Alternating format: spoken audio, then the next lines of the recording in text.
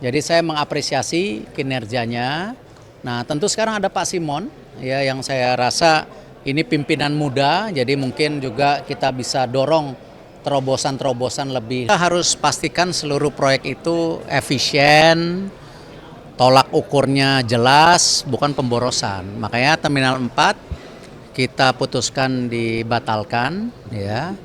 Tetapi bukan berarti penambahan kapasitas penumpang kita tidak lakukan. Ternyata dengan biaya hanya 1 triliun, bukan 14 triliun, Terminal 1, 2, 3 ini kita bisa maksimalkan dengan memperbaiki daripada jalur, juga space atau ruang-ruangan yang tadinya mungkin bisa dimaksimalkan, itu kita coba lakukan. Itu sama juga yang di Bali kemarin kan kita coba ada renovasi. Kemarin nih Pak Doni waktu itu masih di Injourney. Alhamdulillah udah jadi sekarang. Itu kapasitasnya itu bisa naik menjadi 32 juta yang tadinya mungkin di 23, 25 sudah maksimal. Jadi kita upayakan untuk efisiensi sehingga semua proyek-proyek yang ada di BUMN benar-benar terukur gitu. Jangan BUMN hanya mikirin proyek tapi akhirnya nanti ada kasus-kasus korupsi. Itu yang kita coba tangani selama 5 tahun terakhir ini gitu. Pak Erik soal Dana Tara, Pak, tadi Pak Darmadi, Pak Nurdin Halid juga nanya soal Dana Tara ini. Sebenarnya fungsi BUMN ini sendiri di Dana Tara gimana, Pak? Ya pasti kami mendukung dengan hadirnya Danantara. Ya, saya sudah sampaikan bahwa bahkan kita menyiapkan fasilitas untuk kanon Danantaranya. Ya, kantor Danantaranya udah kita siapkan. Itu salah satu aset Bank Mandiri. Tinggal bagaimana masing-masing pihak duduk melakukan kajian lebih dalam supaya sinergisitasnya seperti apa gitu. Oh, saya nggak mau bicara itu. Sama tadi arahan dari Pak Dasko jelas dukung karena itu sesuai dengan tentu target-targetnya rencana tanggal 7 atau tanggal 8. Makanya kami di BUMN mempersiapkan fasilitas tadi perkantorannya, nanti kajiannya kita sinergikan gitu. 8 November dapat Seperti itu infonya, saya nggak tahu. Saya cuma menyiapkan kantornya aja. Pembagian Ya. tugasnya gimana, Pak? Nanti ada kajian kan? Tadi di Komisi 6 juga bicara mengenai kajian. Pak Erto tadi sempat singgung pergantian triliun. Kenapa? Dari 90 triliun tadi Pak Erto sempat singgung. Oh enggak, dividen kami kan sudah tembus 90 triliun. Kedepannya kita akan mendorong bagaimana dividen ini bisa tembus 100 triliun, tapi bukan dalam 1 tahun, tentu dengan berbagai pihak gitu ya. Pak, tadi kan Bunika ada lagi nggak Pak nanti pucuk pimpinan? Ya Bu Nika saya rasa sudah kerja maksimal ya, beliau sampai berapa 6 tahun saya rasa. Jarang loh di rut Pertamina selama itu.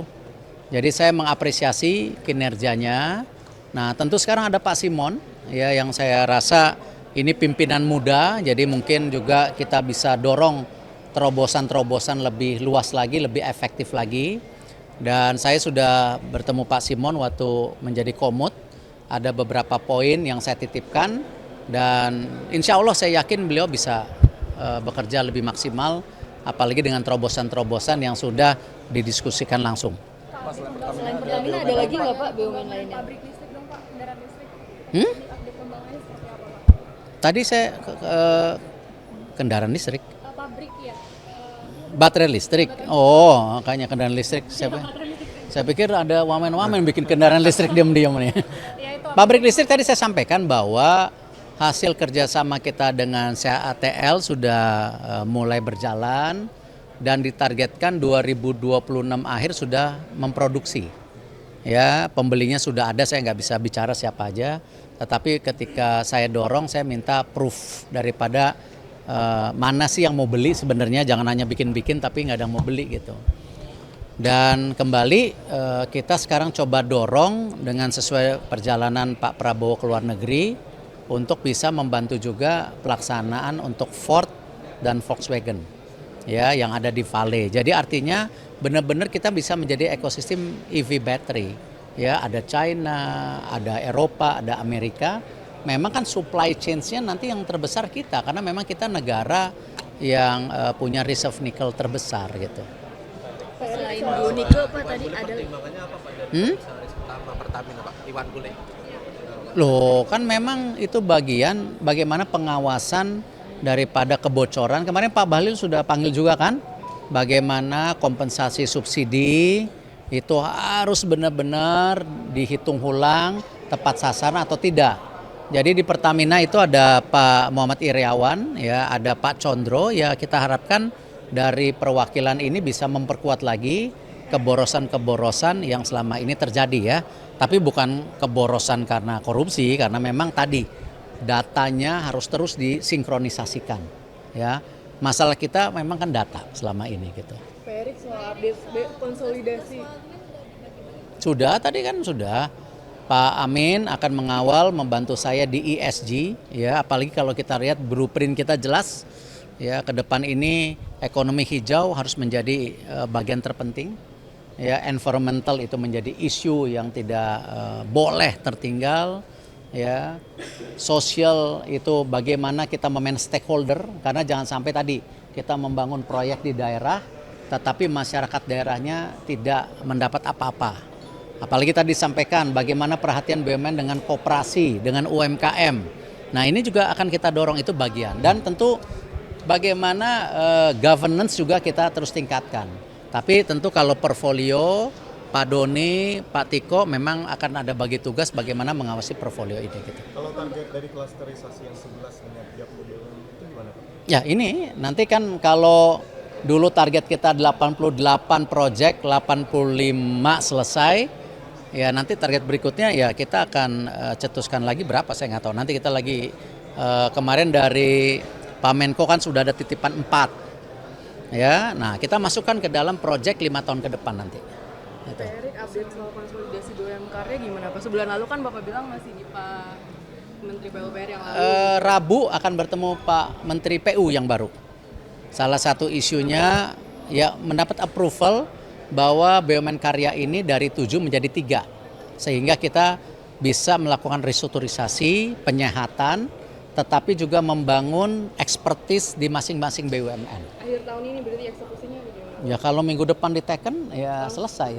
Pak Erik, Tinggal kita tunggu. BUMN Pak Erik tadi banyak disinggung oleh Pak Herman Heron soal Ya, saya sangat dukung. Upaya swasembada pangan. Enggak, saya sangat dukung bahwa BUMN pangan ini, apalagi Bapak Presiden Pak Prabowo mendorong yang namanya swasembada pangan. Ya, tadi saya bilang saya sudah bertemu dengan Menteri Pertanian, kita sudah bersepakat untuk bekerja sama untuk memberikan solusi. Salah satunya misalnya Bulog dikembalikan perannya seperti zaman dulu. Dia menjadi tentu bisa operasi pasar, tetapi ketika ada operasi pasar, 3 dituntut kerugian negara. Ya, seperti yang kita lakukan dengan Pertamina PLN ketika mereka sudah melakukan kompensasi subsidi di audit BPK, nanti sisa dananya di top up, dibantu kembali. Nah, ini kita usulkan 26 triliun buat operasi pasar cukup. Sehingga petani bisa punya kepastian memproduksi. Petani produksi aja, tetapi pemerintah menjadi off taker. Nanti setelah operasi pasar setahun kemudian diaudit atau 6 bulan kemudian atau 3 bulan. Ternyata dari operasi pasar itu ada kerugian 6 triliun. Tapi ini bukan kerugian korupsi karena memang untuk memproteksi harga-harga yang diciptakan petani yang selama ini tadi disampaikan petani ini selalu tertinggal. Ya policy-nya ada. Itu kembali bagaimana kita diskusi dengan Menteri Pertanian ke depan. Ya, cukup ya. Pemutihan Soal